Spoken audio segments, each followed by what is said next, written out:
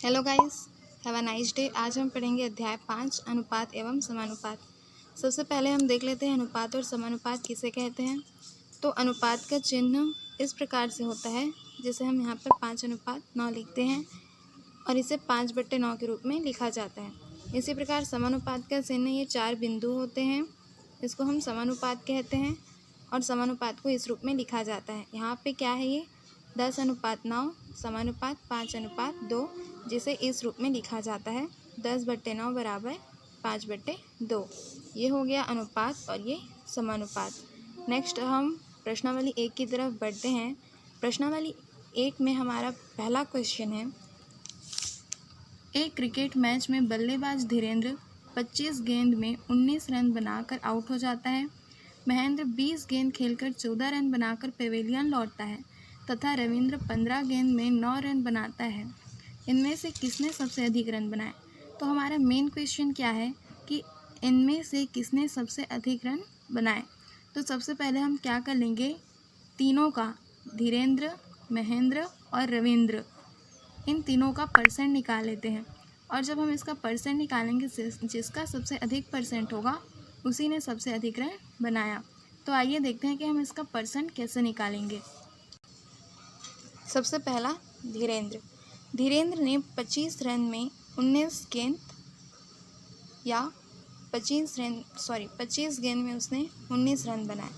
जैसा कि हम देखते हैं, जब हमें एग्ज़ाम में या फिर टेस्ट में जब हमें नंबर दिया जाता है तो 20 में 18 इस प्रकार से हमें नंबर दिया जाता है।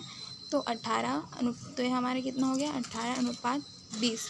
उसी प्रकार से इसमें 25 गेंद में उसने 19 रन बनाए, तो इसे इसी प्रकार से लिखा जाता है। तो हम इसे जब इसका परसेंट निकालते हैं तब इसे 100% के साथ इसे गुणा करते हैं। तो 19/25 गुणित 100%, 25 से कम 25 और 25 + 100, 19 + 76, तो हमारा 76% आया। महेंद्र ने कितना किया, 20 गेंद में उसने 14 रन बनाए, तो ये 14/20 गुणित 100, 20 से कम 20, 20 पंचे 100, 14 पंचे 60 की 60%। रविंद्र ने क्या किया, 15 गेंद में उसने 9 रन बनाए, तो ये 9/15 गुणित 100, 5 दिया 15 और 5 दूनी 10, 5 दूनी 0, 2 निया 18, 180/3, 3 एकम 3, 3 छक्का 18, 6 शून्य 3 शून्य 0, तो इसका कितना आया, 60%। धीरेन्द्र का 76%, महेंद्र का 60% और रविंद्र का भी 60%। सबसे अधिक परसेंट किसका आया, क्या इसका, धीरेन्द्र का 76%। तो सबसे अधिक रन किसने बनाए, धीरेन्द्र ने। तो इस तरह से हम अपना आंसर निकाल सकते हैं। आप इसे और अच्छी तरह से लिखिएगा जमा के। मैंने इसे ऐसे ही आपको शॉर्टकट में इसे बताया है ताकि वीडियो बड़ा ना बने और आपको भी आसानी हो। अब हम नेक्स्ट क्वेश्चन देखते हैं, सेकंड क्वेश्चन में हमें क्या कहा गया है। सेकंड क्वेश्चन में हमें क्या कहा गया है, 100 मीटर की दौड़ में राम 12 किलोमीटर प्रति घंटा की गति से दौड़ते हुए श्याम को 5 मीटर पीछे छोड़ देता है और दौड़ जीत लेता है। श्याम की गति कितनी थी? तो सबसे पहले इस क्वेश्चन को हमें अच्छे से समझना है। यहाँ पे क्या कहा गया है, 100 मीटर की दौड़ थी और राम की गति कितनी थी, 12 किलोमीटर प्रति घंटा, और श्याम को कितना मीटर पीछे छोड़ दिया उसने, 5 मीटर। मतलब राम ने 100 मीटर की गति तो तय कर ली, लेकिन श्याम को 5 मीटर पीछे छोड़ दिया। तब यहाँ पे 100 में हम 5 को घटाएंगे तो श्याम की गति कितनी हो जाएगी, 95 मीटर। तो श्याम ने कुल मिला के उस 100 मीटर की दौड़ में 95 मीटर की गति तय की। अब श्याम की गति कितनी थी, तो श्याम की गति कितनी थी राम से, तो हमें इसे बताना है। तो आइए इस क्वेश्चन को हम देखते हैं। दिया है यहाँ पे हमें क्या दिया है, राम की गति थी 12 किलोमीटर प्रति घंटा। तो सबसे पहले हम यहाँ पर किलोमीटर और घंटा को मीटर और मिनट में चेंज करेंगे। हम जानते हैं 1 किलोमीटर बराबर कितना होता है, 1000 मीटर। तो यहाँ पर हमने 12,000 मीटर लिया और 1 घंटा बराबर 60 मिनट, इसीलिए हमने यहाँ पे 60 मिनट लिया। यानी यहाँ पर क्या है, राम की गति इतनी थी कि वो 60 मिनट में 12,000 मीटर दौड़ सकता था। ये उसकी गति है। तो 12,000 मीटर बराबर 60 मिनट, वो 12,000 मीटर की गति को 60 मिनट में जब दौड़ सकता था या तय कर सकता था, तो उसने 60 मीटर की गति को कितने मिनट में तय की। तब हम यहाँ पे क्या करेंगे, 60 बट्टा 12,000, 12,000 को हम यहाँ पे भाग में ले आएंगे, क्योंकि यहाँ पे हमें 100 मीटर की गति को मतलब गति को हमें जानना है, इसीलिए यहाँ पे हम गुणित 100 करेंगे।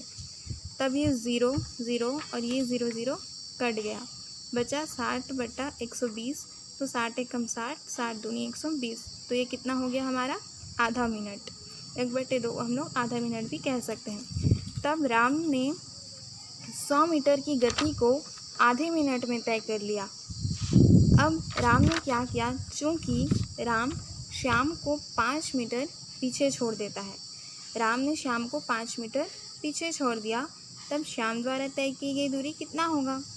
तो राम ने तो 100 मीटर की दूरी तय की थी, राम ने 100 मीटर की दूरी तय की और श्याम को 5 मीटर पीछे छोड़ दिया, तब श्याम की गति कितनी हो गई, 95 मीटर। तो श्याम द्वारा तय की गई दूरी कितना हुआ, 95 मीटर। अब जब आधे मिनट में राम ने 100 मीटर की दूरी तय की, तब श्याम ने उसे कितने में किया, उसी आधे मिनट में 95 मिनट की दूरी तय की। टाइम तो हमारा वही रहेगा, और उसी टाइम में राम ने 100 मीटर की दूरी तय कर ली और श्याम ने 95 मीटर की दूरी तय की। तब जब उसने आधे मिनट में 95 मीटर की दूरी तय की, तब वह 60 मिनट में कितना करेगा।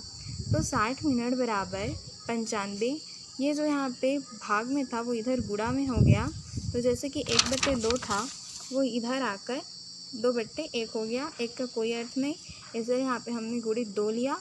और चूँकि उसने हमें 60 मिनट की गति तय करनी है, इसलिए यहाँ पे हम गुणित 60 ले लेंगे। तो 95 गुणित 6 दूनी 12, 120, और ये यहाँ पे हम जब इसका गुणा करेंगे तब आएगा हमारा 11,400 ये मीटर। तो हम यहाँ पे मीटर को किलोमीटर में चेंज करेंगे, तब शाम की गति कितनी होगी, 11.4 किलोमीटर प्रति घंटा, चूँकि 1000 मीटर बराबर 1 किलोमीटर होता है।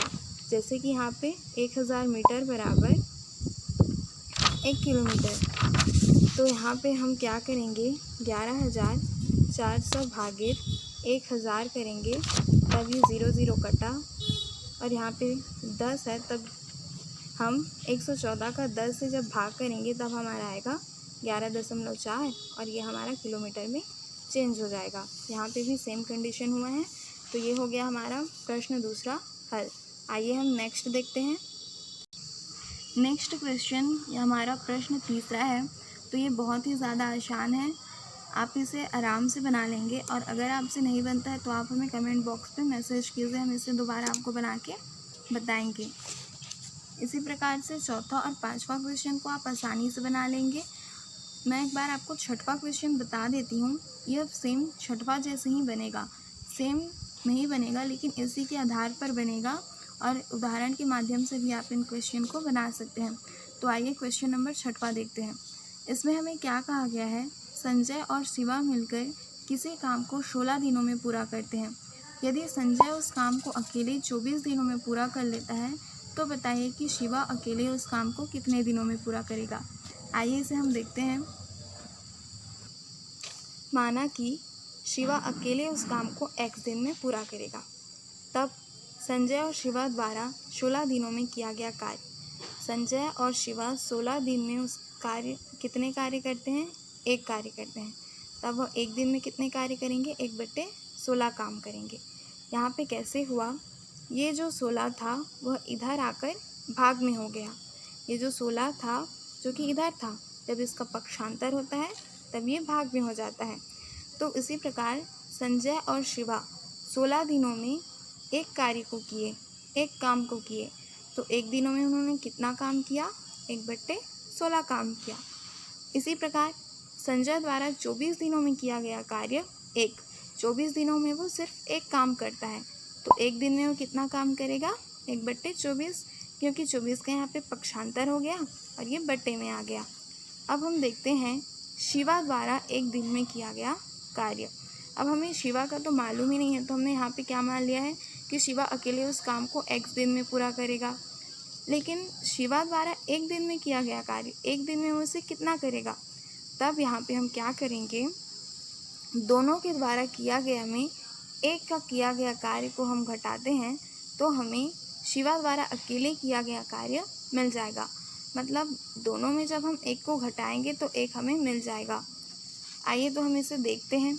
जैसे कि हम देखते हैं कि किसी के पास, या मानते हैं कि संजय और शिवा के पास कुल मिला के 4 लड्डू हैं और संजय ने उसमें से 2 लड्डू खा लिए, तो शिवा के लिए कितना बचेगा।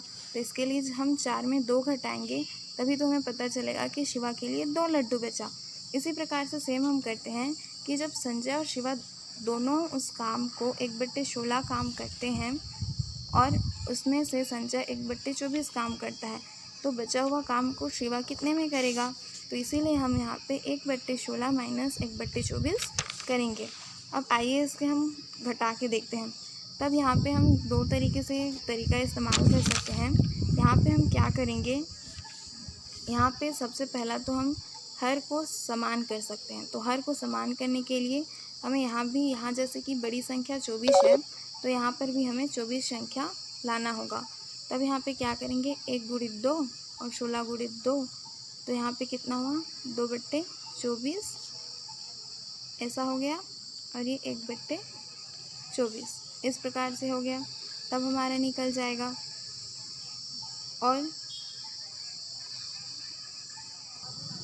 सॉरी गाइस, ये थोड़ा गलत है, आप इसे हटाइए। आपको मैं एक और विधि बताती हूँ। इसमें हम क्या करेंगे, 16 और 24 का हर निकालेंगे। तब 16 और 24 का आप लसा निकालेंगे तब 48 आएगा। तो यहाँ पे 16 कम 16 32 16 या 48 3 आया। 3 का 1 के साथ गुणा करेंगे, 3 कम 3। अब यहाँ पे 24 का इसके साथ भागित करेंगे। तो जब इसके साथ हम भाग करते हैं 24 से कम 24, 24 दूनी 48। अब 2 का इसके साथ गुणा करेंगे तो -2 1 कम 2, तो ये 3 - 2 हो गया और ये 48 हो गया। तो 3 में 2 घटाएंगे तो कितना आएगा 1, और ये 48। तो शिवा द्वारा एक दिन में किया गया कार्य कितना है 1/48। शिवा 1/48 काम को पूरा करता है एक दिन में। मतलब 1/48 काम को एक दिन में पूरा करता है। तब शिवा एक काम को पूरा करेगा कितने दिन में। तो यहाँ पे 48 कैसे हुआ, यहाँ पे जो 48 1/48 था, इसे हम यहाँ पे जब पक्षांतर किए तब ये गुणा में आ गया। जहाँ पे यहाँ पे क्या होता है 1 गुणित, ये उल्टा हो गया, 48 ऊपर चला गया और 1 नीचे आ गया, तो ये कितना हो गया 48 गुणित 1, तो यहाँ पे 48 ही हो गया। तो शिवा एक काम को पूरा करता है 48 दिन में। हमने इसका यहाँ पे पक्षांतर कर दिया। यहाँ पे वही है गाइस कि शिवा 1/48 काम को पूरा करता है एक दिन में, तो उसी को एक काम को पूरा करेगा तो ये 48 का उधर पक्षांतर हो जाएगा और 1 गुणित 48 तो 48 दिन आएगा। तो शिवा एक काम को पूरा करता है 48 दिन में। ये इसका आंसर होगा। आई होप ये आपको समझ आया होगा।